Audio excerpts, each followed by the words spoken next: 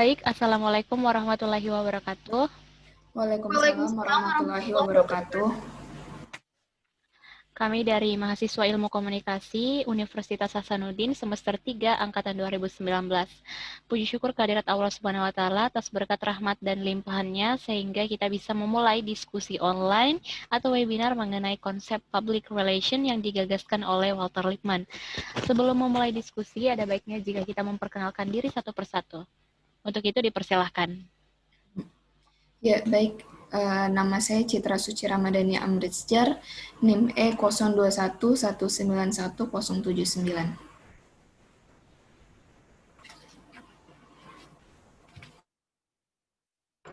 Nama saya Rahmat Jafar, NIM E0211911059. Nama saya Andi Mujatifal, NIM E0211911037. Nama saya Kartika Frianti, NIM E0211911069. Nama saya Umu Akila, NIM E0211910103. Baiklah, untuk mempersingkat waktu, kepada pemateri pertama, Citra Suci Ramadhani Amritsjar, dipersilahkan.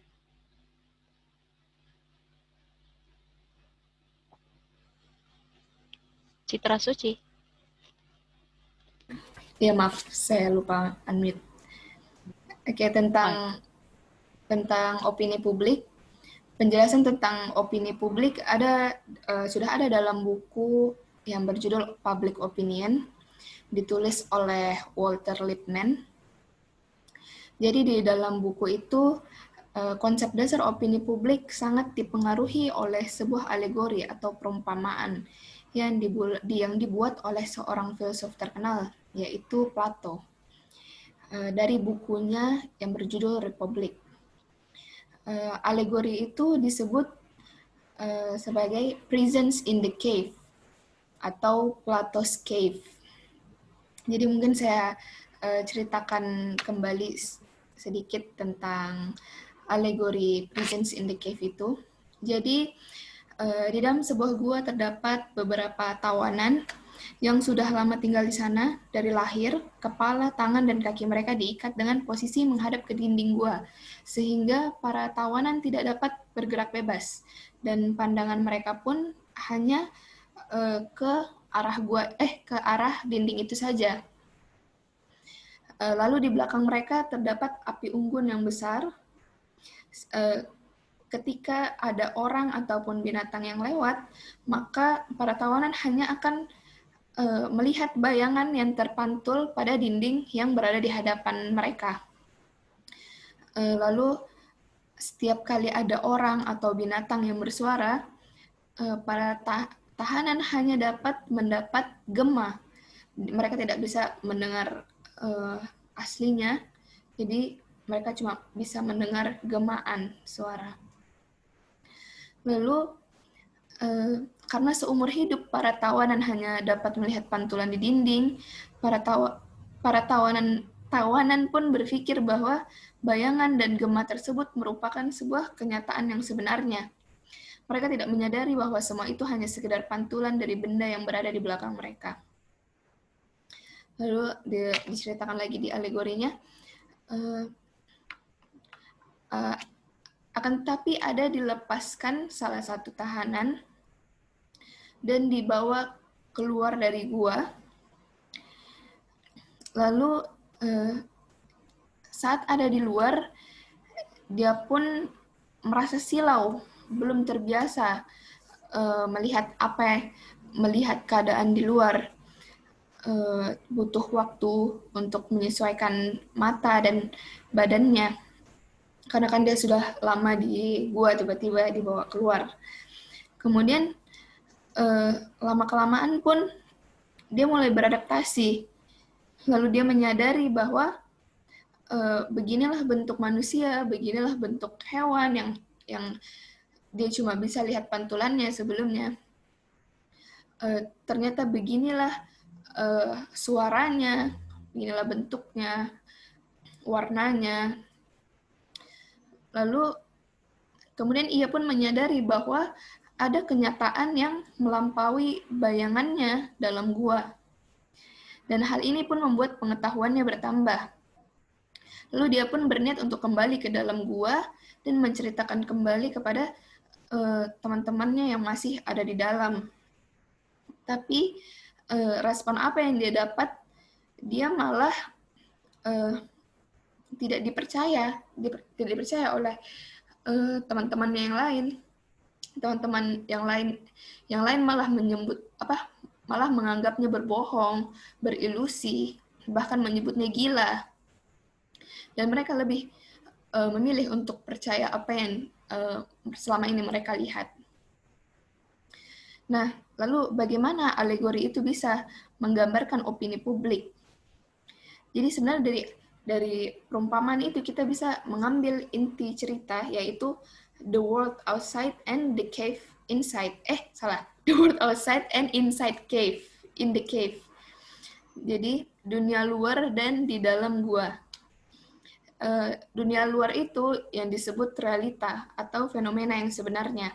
Sementara in the cave, yang di dalam gua, mereka mendapatkan second hand reality atau representasi.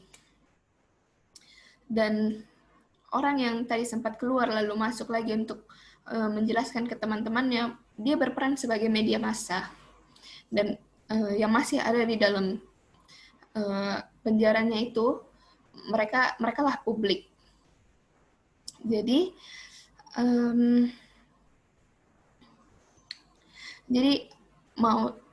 setelah kita mengetahui tentang perumpamaan itu, kita pun sepertinya mau tidak mau percaya, setuju terhadap pendapat Walter Lippmann yang menyatakan bahwa pembuat keputusan dan publik cenderung dipengaruhi oleh gambaran di pikiran mereka, atau the pictures in our head, atau dia menyebutnya juga sebagai stereotype, daripada kenyataan yang sebenarnya.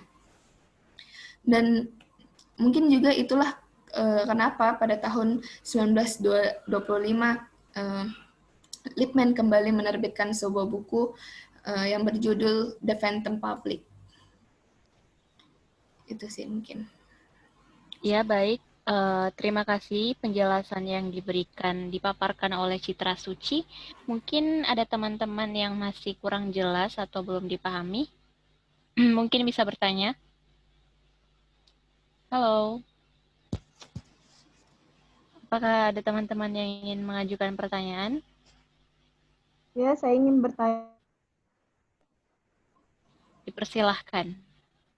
Saudari Citra, bisakah Anda jelaskan sedikit tentang buku The Phantom Public? Oh iya. Di buku The Phantom Public itu Lippmann mengekspresikan kurang kepercayaannya pada sistem demokrasi dengan menyatakan bahwa publik ada hanya sebagai ilusi, mitos, dan phantom yang tidak terelakkan, gitu. Dan alasannya pun itu yang karena yang tadi sudah dijelaskan. Ya, baik. Bagaimana? Apakah jawabannya sudah bisa dipahami? Umu Akilah? Ya, sudah bisa saya pahami. Oke, baik. Ya, sudah bisa saya pahami. Ya, mungkin bagaimana teman-teman yang lain? Apakah masih ada pertanyaan? Jika tidak ada, kita pindah ke materi selanjutnya yang akan dibawakan oleh Rahmat Jafar Laing. Dipersilahkan. Oke, yang kedua tentang hubungan realitas sosial dengan alegori in the cave. So, apa yang dimaksud dengan realitas sosial? Realitas sosial adalah sesuatu yang dianggap nyata dalam kehidupan sosial dan merupakan hasil konstruksi sosial. Konstruksi sosial maksudnya adalah muncul dari pikiran manusia dan berkembang menjadi kenyataan melalui konsensus, interaksi, dan habituasi atau kebiasaan. Nah, Berger dan Luckman menyebut 3 tahap bagaimana kenyataan dikonstruksikan secara sosial. Yang pertama itu ada eksternalisasi. Eksternalisasi merupakan proses ide-ide yang muncul dari dalam pikiran manusia menjadi sesuatu yang eksis. Dari alam pikiran manusia menjadi sesuatu yang eksis di luar dari individu. Dengan kata lain, eksistensi ide tersebut sudah ada dalam struktur sosial. Terus yang kedua ada objektivitas. Objektifikasi merupakan proses ide-ide tersebut menjadi objek dan mulai dipersepsikan sebagai kenyataan. Nah, objektifikasi melibatkan konsensus, interaksi, dan habituasi tadi. Ide-ide tersebut disepakati berlangsung melalui proses interaksi sosial dan dilakukan secara berulang-ulang. Nah, proses objektifikasi ini bisa berlangsung sangat lama, bahkan hingga lintas generasi. Sehingga bisa saja generasi yang baru menerima sesuatu sebagai sebuah kenyataan, sedangkan generasi yang sudah lampau tidak melihatnya sebagai demikian. Terus yang ketiga ada internalisasi. Nah, internalisasi merupakan proses di mana kenyataan objektif atau sesuatu yang sudah mengalami objektifikasi diserap masuk ke dalam manusia sebagai sebuah pengetahuan. Nah, pada tahap ini, individu atau aktor melihat realitas sebagai kenyataan objektif, padahal sejatinya terbentuk dari ide-ide yang subjektif. Nah, dari 3 tahapan tadi, kita melihat bagaimana kenyataan dikonstruksikan secara sosial.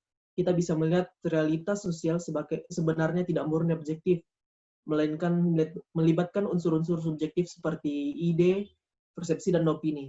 Lalu, bagaimana hubungannya media massa dengan realitas sosial? Nah, media massa merupakan sarana untuk membangun komunikasi massa. Proses komunikasi massa memiliki sifat komunikasi yang luas dan menyebar dalam bentuk komunikasi massa. Baik pengirim maupun penerima informasi dalam lingkup massa dianggap tidak saling kenal atau anonim. Media massa sendiri memiliki 2 pandangan yang berbeda, yakni pandangan positivisme dan konstruktivisme.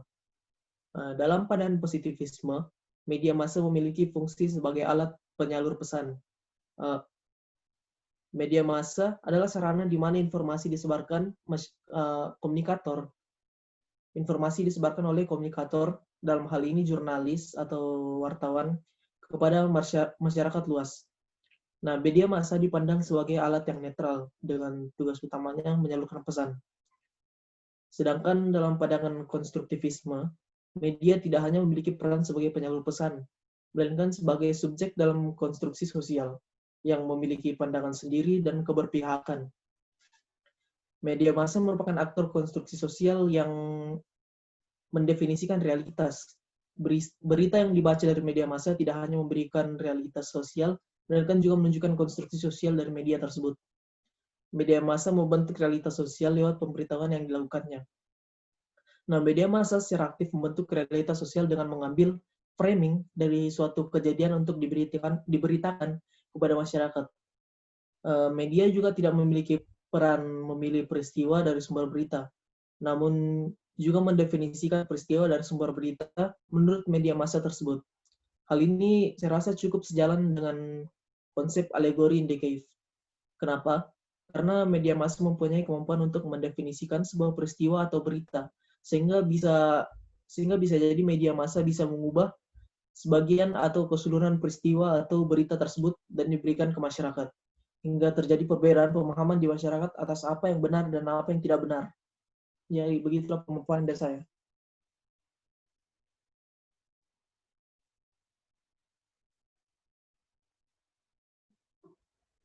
Maaf moderator, ya. Ya, maaf tadi saya mute, saya nggak lihat. Baik, terima kasih pemaparan yang disampaikan oleh Rahmat. Apakah ada teman-teman yang ingin mengajukan pertanyaan? Saya, moderator. Ya, baik, Citra Suci, silahkan. Ya, saya mau bertanya, apakah second hand reality memiliki pengaruh terhadap realitas sosial? Second hand ya. Bisa dibilang ya. Pada kenyataannya, second hand reality itu sangat mempengaruhi realitas sosial. Seperti yang saya jelaskan tadi, media massa memiliki peran dalam mendefinisikan sebuah berita. Bisa juga media massa menyunting sebuah berita sebelum disampaikan ke masyarakat luas. Nah, dalam konsep second hand reality, kan berita yang disampaikan melalui media massa itu melewati gatekeeper. Nah, gatekeeper itu bisa jadi editor yang menyunting atau memilah berita sebelum disampaikan ke masyarakat luas. Nah, nyatanya hal itu berpengaruh besar terhadap apa yang ditangkap oleh publik. Melalui second hand reality, realitas sosial yang dipercaya oleh masyarakat luas bisa berbeda dengan realita yang terjadi. Begitu pendapat saya. Ya, baik. Apakah Citra sudah paham apa yang disampaikan oleh Rahmat? Iya, paham. Terima kasih. Ya, baik. Apakah ada teman-teman yang masih ingin mengajukan pertanyaan? Oke, jika mungkin sudah tidak ada, mari kita beralih ke materi berikutnya yang akan dibawakan oleh Andi Mutia-Tifal. Dipersilahkan. Terima kasih moderator.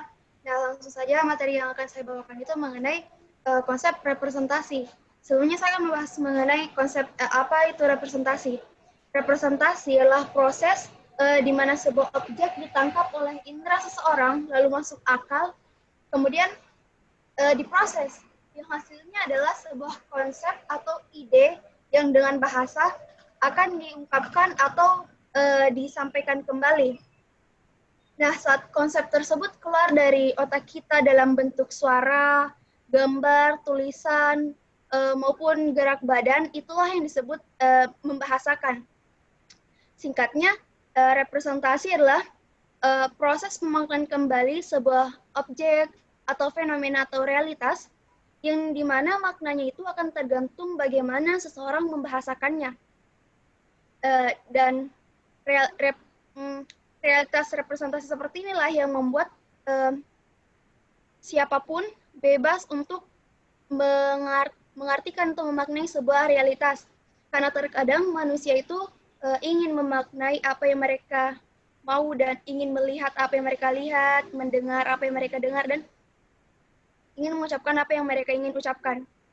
Dalam buku Opinion Public oleh Walter Lippmann telah disinggung bahwa representasi terdiri dari dua kata, yaitu re, dan kemudian presentasi yang berawal dari kata present, yang artinya wujud atau hadir. Seperti dunia yang di luar sana yang belum pernah kita temui, itulah yang dinamakan present. Seperti orang yang dalam gua yang memaknai bahwa dunia di luar sana adalah hal yang mereka lihat seperti bayangannya. Dan jika ditambahkan re, yang berarti representasi, maka artinya adalah keadaan yang mewakili. Dan bagaimana media mempresentasikan konsep yang kita pahami, dalam hal ini media melakukan representasi terhadap fenomena yang dilihatnya secara langsung, atau media ini mewakili keadaan yang dilihatnya secara langsung dan mempublikasikannya kepada halayak yang lebih luas. Dalam artian seperti contoh yang disebut saudari Citra tadi, bahwa orang yang keluar dari goa itu yang disebut media yang menyampaikan kepada orang-orang di dalam goa bahwa dunia di luar sana adalah hal seperti ini. Nah, dalam representasi terdapat 3 jenis. Yang pertama itu pendekatan reflektif, di mana merefleksikan makna sebenarnya. Seperti sebuah pensil, yang dimana pensil adalah sebuah alat tulis yang jika digunakan di atas kertas akan meninggalkan goresan berwarna abu-abu. Dan yang kedua itu pendekatan intensional, yaitu menanyakan langsung kepada subjek, seperti untuk memahami sebuah teks agar tidak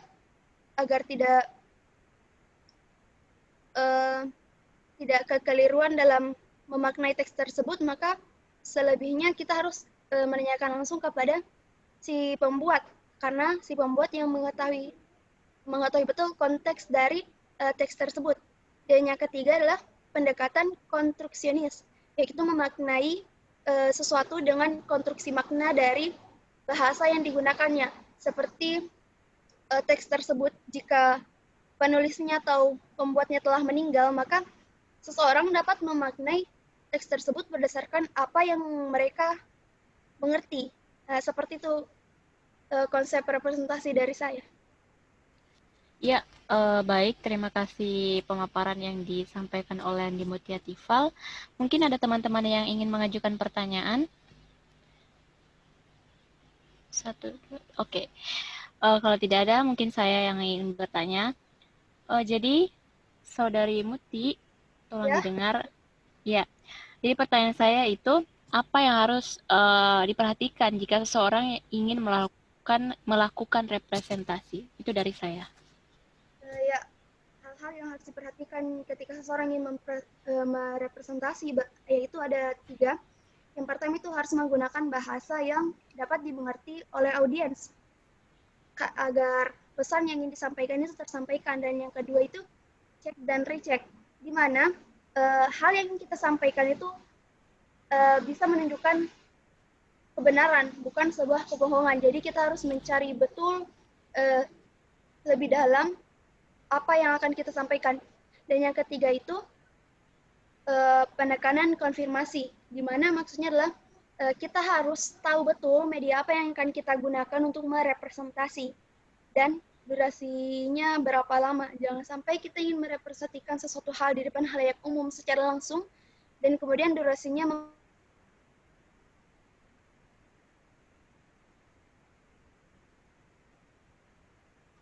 seperti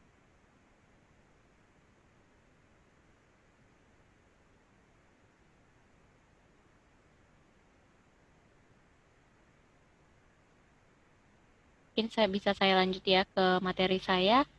Jadi materi yang akan saya bahas itu mengenai second hand reality atau realitas tangan kedua. Jadi apakah teman-teman sebelumnya pernah mendengarkan kata second hand reality? Jadi jika teman-teman pernah menyaksikan video alegori para tahanan yang ada di dalam gua yang diceritakan oleh Plato, maka orang-orang yang berada di dalam gua tersebut melihat realitas ke dunia luar secara tidak langsung, tapi dia mendapatkan pemahaman dari orang yang keluar dari dalam gua. Jadi inilah yang dinamakan sebagai second hand reality. Dunia yang di luar gua itu disebut sebagai realitas atau fenomena, di mana fenomena yang dimaksud di sini adalah fenomena yang sebenarnya atau real reality. Sementara yang ada di gua atau refleksi bayangan yang terjadi yang dilihat oleh orang-orang yang berada di dalam gua disebut sebagai second hand reality dan bukan reality atau not reality. Jadi cerita video alegori para tahanan yang ada di gua itu sebenarnya menggambarkan bagaimana media berperan di dalam pembentukan opini publik. Dan jika kita melihat pengertian media dalam hal tersebut, maka dapat kita ibaratkan bahwa orang yang keluar dari dalam gua kemudian melihat dunia luar, kemudian menceritakan apa yang terjadi, apa yang dilihatnya kepada orang-orang yang berada di dalam gua tersebut. Nah, cerita yang disampaikannya ini adalah yang dimaksud sebagai realitas tangan kedua atau second hand reality. Jadi berdasarkan pemahaman tersebut, kita bisa mengatakan bahwa konsep alegori itu menggambarkan juga second hand reality dan bagaimana betapa pentingnya peran media dalam membentuk opini publik. Jadi sebenarnya dari materi pertama yang dibahas oleh Citra, kemudian yang dibahas oleh Rahmat, kemudian yang dibahas oleh Muti itu sangat berkaitan dengan second hand reality. Nah, selanjutnya saya akan membahas menurut segi pandangan Walter Lippmann. Jadi beliau mengatakan bahwa media massa merupakan realitas tangan kedua atau second hand reality. Artinya bahwa realitas yang ditampilkan media massa itu adalah realitas tangan kedua atau second hand reality yang sudah diseleksi melalui para gatekeeper. Nah, gatekeeper ini siapa? Gatekeeper itu seperti editor, kemudian redaktur, kemudian wartawan yang dimana mereka itu mengolah sebuah peristiwa menjadi sebuah bentuk berita. Namun perlu kita garis bawahi bahwasannya media itu tidak menampilkan sebuah kebohongan, namun tidak pula menyampaikan suatu kebenaran yang realistik atau sebenarnya. Walaupun misalnya ada kalanya media menampilkan realitas buatan yang tidak sesuai dengan realitas empirik atau sebenarnya, namun tetap saja banyak dari kalangan masyarakat, kalangan halayak publik yang masih mempercayai informasi yang ditampilkan dari media tanpa melakukan cross checking terlebih dahulu atau tanpa melakukan pengecekan terlebih dahulu. Jadi itulah sebenarnya penyebab dari banyak khalayak publik yang masih terkecoh sampai saat ini dengan media massa. Nah, contohnya misalnya saya cerita proses second hand reality itu bisa kita lihat dari jurnalistik, di mana jurnalistik ini mengolah fakta yang berupa realitas empirik dan kemudian dilaporkan kepada khalayak publik dengan menggunakan media massa. Nah, laporan tentang realitas empirik ini jika sudah terdapat di media massa sudah disebut sebagai berita, dan dalam melaporkan suatu realitas empirik berarti di dalam media massa itu sudah berubah menjadi realitas berita, yang dimana realitas berita ini berarti sudah merupakan realitas simbolik buatan yang sudah diseleksi kemudian didistorsasi oleh para pihak-pihak pelaku media, baik disengaja maupun tidak disengaja, dengan menampilkan keidentikan atau kekhasan tiap media-media massa. Jadi maka apa yang sebelumnya menjadi realitas fakta atau peristiwa kini berubah menjadi realitas berita. Jadi sebenarnya efek ini sebenarnya sangat berbahaya jika misalnya suatu masyarakat sudah terlalu percaya, terlalu fanatik sama media massa, terutama sama sumber-sumber informasi yang dia sampaikan, karena bisa saja media itu dengan mudah menggerakkan masyarakat melalui pesan-pesan yang dia sampaikan. Jadi yang terakhir yang saya mau bahas, perlu digarisbawahi bahwa sejarah itu sebenarnya adalah second hand reality, tapi tergantung pada siapa yang merumuskan, kemudian siapa yang menuturkan pesan tersebut, dan juga penting bagi kita untuk menggali sejarah dan kebenaran atau digging up the past and the truth. Maka dengan hal itu kita bisa mendapatkan ibrah atau arah yang benar. Itu pemaparan materi dari saya. Mungkin ada pertanyaan? Saya mau bertanya. Oh iya, silakan Rahmat. Perlu tidak sih media massa menerapkan konsep second hand reality? Iya jelas, kalau menurut saya kan sudah dijelaskan juga tadi, dan sepertinya pertanyaan juga berkaitan sama pertanyaan Citra ke Rahmat, jadi benar-benar kayak berkaitan banget ya. Jadi perlu banget ya media massa menerapkan second hand reality, karena kan ini gunanya untuk menyeleksi berita, menyeleksi realitas empirik menjadi realitas berita. Jadi biar khalayak publik tuh kayak tertarik sama beritanya. Makanya kadang beritanya itu di televisi yang kita nonton itu aja terus. Jadi kayak biar khalayak publik tuh semakin tertarik.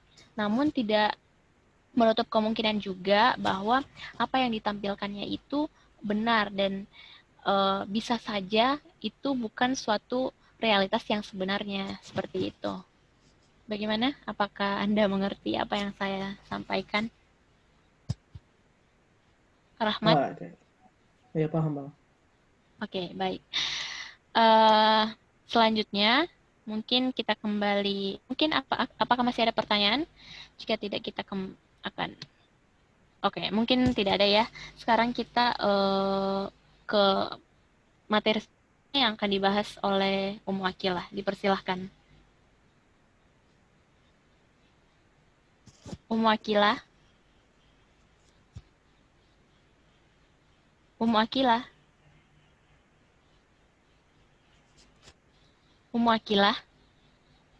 Ya, mungkin maaf saudara, sekarang jaringannya sedang Ya. Iya, oke. Kalau saya sudah terdengar? Iya, sudah. Baik, saya akan membahas materi mengenai media massa modern yang masih merupakan bagian dari konsep opini publik. Seperti yang kita ketahui, Walter Lippmann itu dalam teori-teorinya itu banyak menganut ide-ide fungsional. Nah, fungsionalisme ini juga memiliki pengaruh dalam studi media massa. Menurut aliran ini, media massa memainkan fungsi sosial positif dengan mereproduksi seperangkat kepercayaan dan ideologi yang merupakan panutan bersama. Lippmann juga berpendapat bahwasanya media massa itu bukanlah ruang publik tempat pertemuan berbagai gagasan, tapi media massa itu merupakan sarana penyampaian pandangan pemerintah dan industri. Adapun pendapat Lichtman, saya akan membacakannya. Kesimpulan saya ialah bahwa opini umum harus diberikan kepada pers jika ingin sehat, tidak oleh pers seperti halnya sekarang. Tugas memberikan informasi opini umum tersebut saya pahami pertama-tama sebagai tugas ilmu politik yang menduduki tempatnya sebagai perumus, pendahulu keputusan nyata, bukannya pembela, kritikus, atau reporter sesudah keputusan diambil. Saya melihat tanda-tanda bahwa pemerintah maupun industri telah memberikan kesempatan seluas-luasnya untuk mengabdi kepada kepentingan umum. Nah, dari pendapat tersebut kita dapat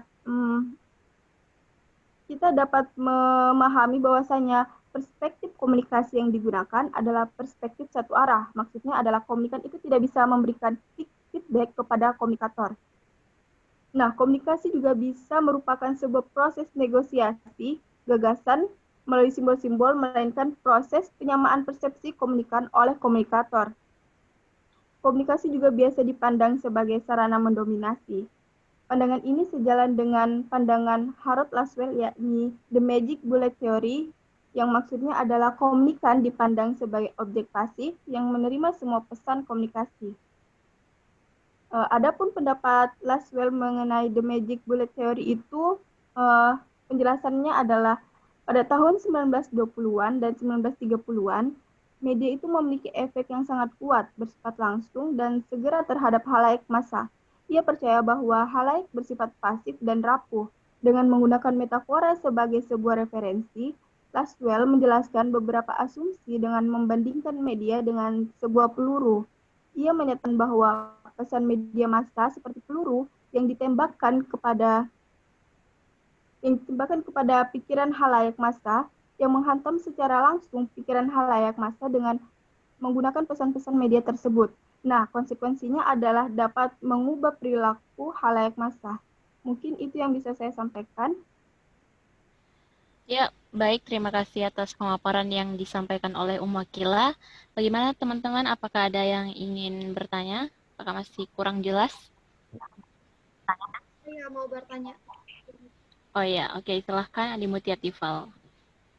Ya, bisa tidak diberikan contoh dalam kehidupan sehari-hari mengenai The Magic Bullet Theory? Oh ya, contoh dari The Magic Bullet Theory itu contohnya seperti pada iklan air mineral yang bermerek Aqua. Nah, di mana pada saat produk ini dipublikasikan, secara langsung itu bisa mempengaruhi asumsi halayak bahwasanya air mineral itu adalah Aqua. Sehingga sampai saat ini, air mineral itu terdoktrin di pikiran halayak bahwasanya air mineral itu adalah Aqua, padahal sudah banyak bermunculan merek-merek lain. Seperti itu. Ya, bagaimana dengan Andi Mutia Tifal? Terima kasih penjelasannya, Bu. Apakah masih ada teman-teman yang ingin mengajukan pertanyaan atau mungkin masih kurang paham? Halo, teman-teman sekalian. Iya. Oh, sepertinya tidak. Sudah paham semua? Oke, berarti dari awal materi sudah paham semua ya? Oke.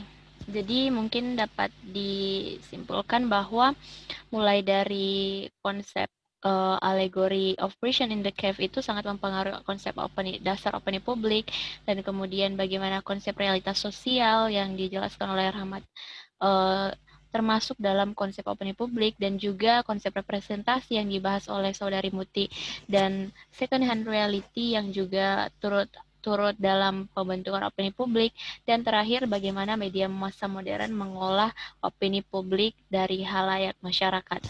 Jadi mungkin itu dia akhir dari materi pembahasan kami. Terima kasih kepada pemateri yang sudah menyampaikan opininya masing-masing dan diskusi kali ini dalam konsep opini publik yang digagaskan oleh Walter Lippmann. Kami mahasiswa Ilmu Komunikasi angkatan 2019 semester 3 mengucapkan terima kasih dan sampai jumpa pada next project selanjutnya.